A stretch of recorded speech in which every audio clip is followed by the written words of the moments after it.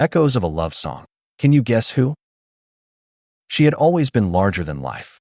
With her wild mane of jet black curls, raspy powerhouse vocals, and lyrics that bled raw emotion, she was the reigning queen of rock.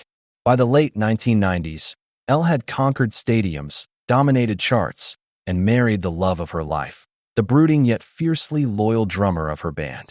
Together, they were a force, partners in music, life, and legend. But even legends have cracks, and LS came in the form of RB. The beginning, a dangerous spark. R was a young, hungry producer assigned to L's latest album. He was charming, with an easy confidence and a reputation for pulling the best performances from artists. At first, L dismissed him as just another industry type, talented but disposable.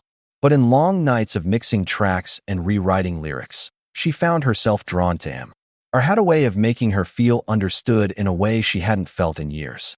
He listened, not just to the music, but to her, something his husband had stopped doing.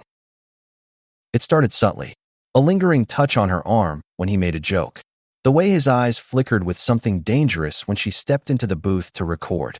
Their chemistry bled into the music, fueling some of the best songs she had ever created. The first time it happened, they had been working late at the studio. Everyone else had gone home, leaving them alone with the city skyline twinkling through the glass walls. One too many glasses of whiskey, one shared frustration about life's expectations, and suddenly, Elle found herself pressing against R, her lips crashing onto his.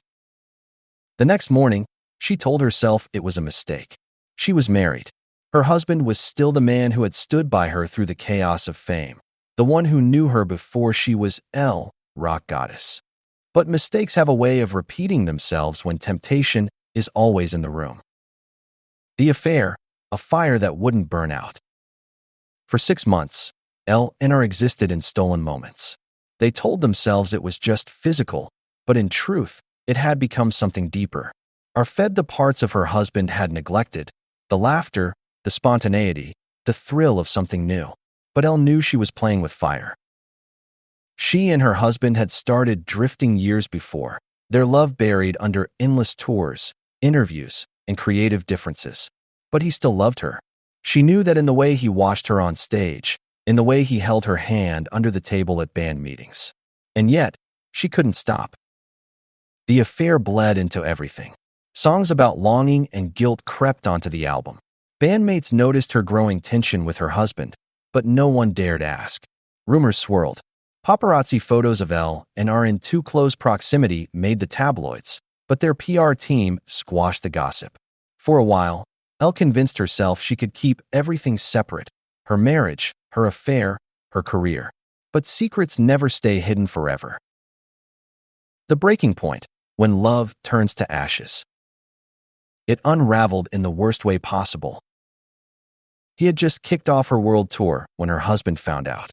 It wasn't from a tabloid or a suspicious text, it was from Elle herself.